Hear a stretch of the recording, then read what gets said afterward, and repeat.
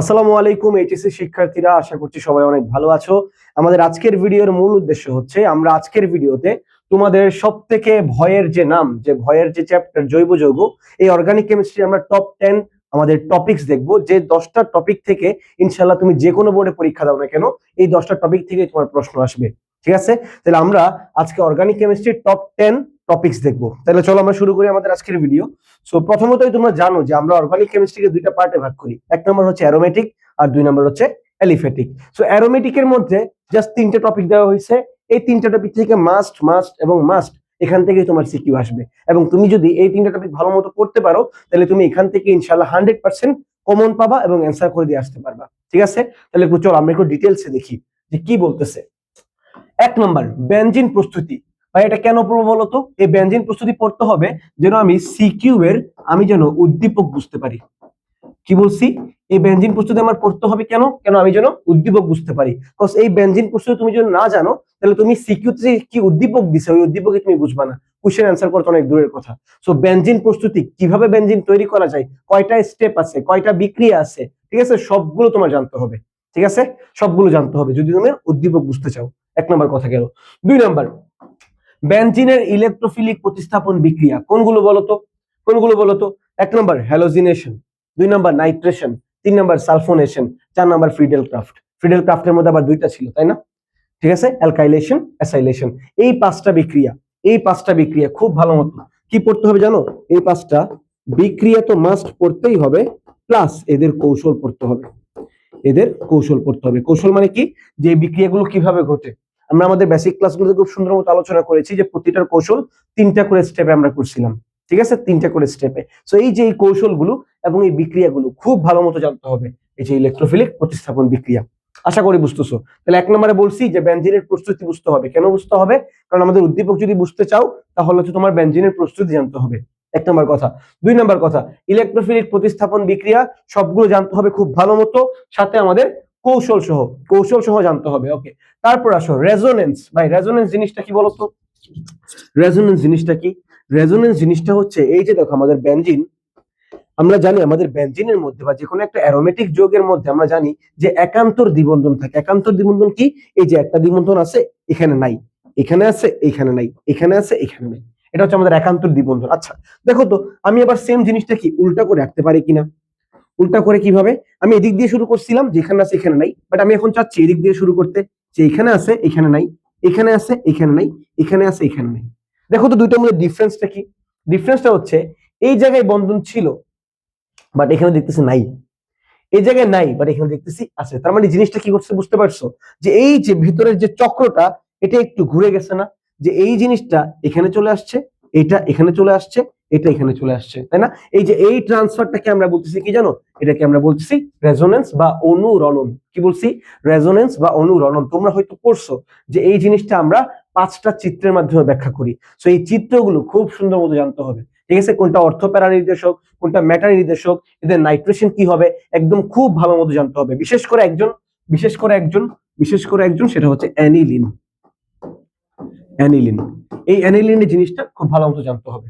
ঠিক আছে, ব্যতিক্রম গুলো জানতে হবে। আর একটা জিনিস জানা লাগবে এদের ক্ষেত্রে, সেটা হচ্ছে তাদের নাইট্রেশন গুলো ভালো মতো জানতে হবে।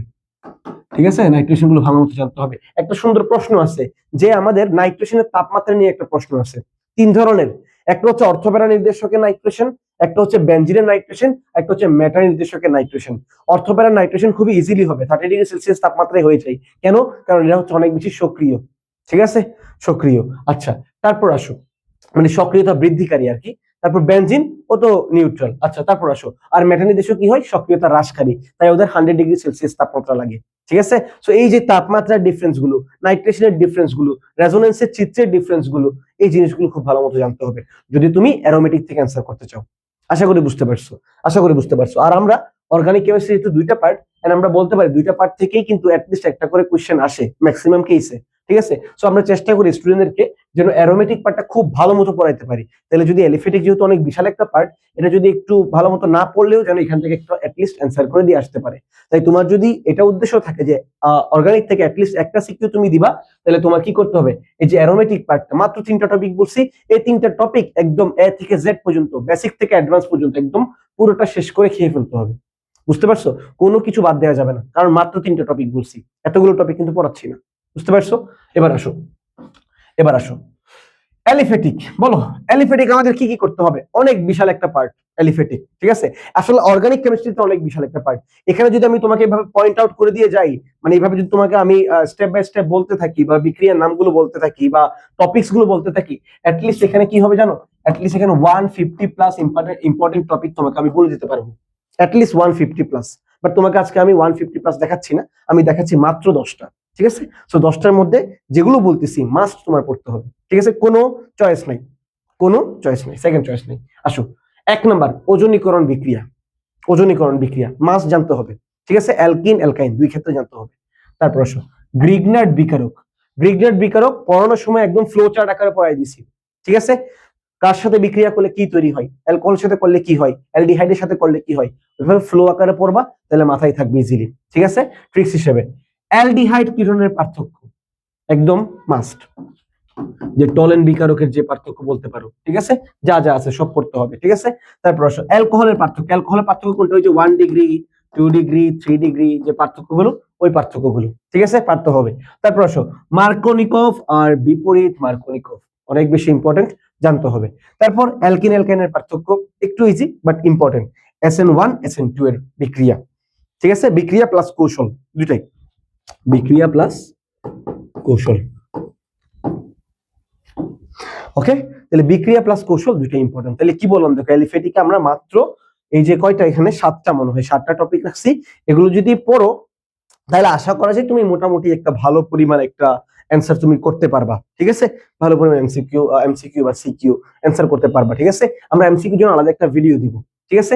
এমসিকিউর জন্য কিন্তু খুবই সিলেক্টিভ জায়গা থেকে প্রশ্ন আসে, তো ওগুলো নিয়ে আমরা আলাদা একটা ভিডিও দিব। বাট আজকে যেহেতু সিকিউ নিয়ে প্রশ্ন নিয়ে আলোচনা করতেছি, তাই আমরা 10টা টপিক রাখছি। অ্যারোমেটিক থেকে হচ্ছে 3টা এবং অ্যালিফেটিক থেকে হচ্ছে কয়টা? 7টা। আর একটা লাস্ট আমাদের একটা ইম্পর্টেন্ট টপিক নিয়ে আমি কথা বলবো, সেটা হচ্ছে ভাই অর্গানিক কেমিস্ট্রি কিন্তু সব না, ঠিক আছে? একটা জিনিস মাথার মধ্যে ঢুকে নাও, this is only a chapter not a subject, ঠিক আছে? অর্গানিক কেমিস্ট্রি মানেই যে কেমিস্ট্রি বিষয়টা এমন না। কেমিস্ট্রি তোমার 10টা চ্যাপ্টার আছে, 10টা চ্যাপ্টারের মধ্যে একটা চ্যাপ্টার হচ্ছে organic chemistry. So this is only a chapter not a subject, ঠিক আছে? অনেক সময় করা হয় কি, যে তোমাদেরকে প্রথম থেকেই দেখা যায় যে টিচার্সরা ভয় দেখায় যে অর্গানিক কেমিস্ট্রি বিশাল এক ব্যাপার, ঠিক আছে? পড়তে পড়তে একদম হাবুডুবু, অনেক অনেক টাইম যাবে, এই সেই, ঠিক আছে? কথা সত্য, বাট ব্যাপারটা এমন না যে তোমার কেমিস্ট্রিতে শুধু অর্গানিক কেমিস্ট্রি আছে। কেন ভাই, তোমার অর্গানিক কেমিস্ট্রি কেন আগে দেখা লাগতেছে? তুমি আগে গুণগত শেষ করো, মৌল শেষ করো, রাসায়নিক পরিবর্তন শেষ করো, পরিবেশ শেষ করো, পরিমাণগত শেষ করো। এগুলো তো ইম্পর্টেন্ট চ্যাপ্টার, এগুলো থেকেও তো প্রশ্ন আসবে, তাই না? তোমার কেমিস্ট্রি এমন একটা সাবজেক্ট, যেই সাবজেক্টে প্রত্যেকটা চ্যাপ্টার থেকে প্রশ্ন আসবে।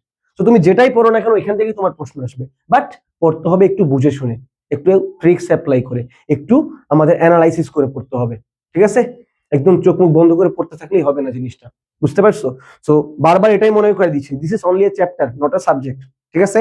গুরুত্বপূর্ণ বাট অতটাও গুরুত্ব না যতটা তোমরা ভাবতেছো, ঠিক আছে? বা 6 মাস 1 বছর ধরে পড়ার মতো কোনো গুরুত্বপূর্ণ বিষয় এটা না, বুঝতে পারছো? সো আগে তুমি ওই 9টা চ্যাপ্টার ভালো মতো পড়ো, বা 9টা চ্যাপ্টার না হইলেও তোমরা গুণগত ভালো মতো পড়ো, মৌল ভালো মতো পড়ো, রাসায়নিক পরিবর্তন ভালো মতো পড়ো, পরিবেশ ভালো মতো পড়ো, পরিমাণ ভালো মতো পড়ো, তড়িৎ ভালো মতো পড়ো, তারপর তুমি আসো অর্গানিকে, ঠিক আছে? আগে ভিত্তি স্ট্রং করো, তারপর তুমি বিল্ডিং বড় করবা, বুঝছো? আগে যদি তোমার উদ্দেশ্য থাকে যে বিল্ডিং আমি 10 তলা 20 তলা বানাবো, ভিত্তি যদি তোমার নড়বড় থাকে, তাহলে কিন্তু কোনো লাভ নাই, বুঝতে পারছো? তুমি যদি 1 বছর ধরে অর্গানিক পড়ো, কোনো লাভ নাই।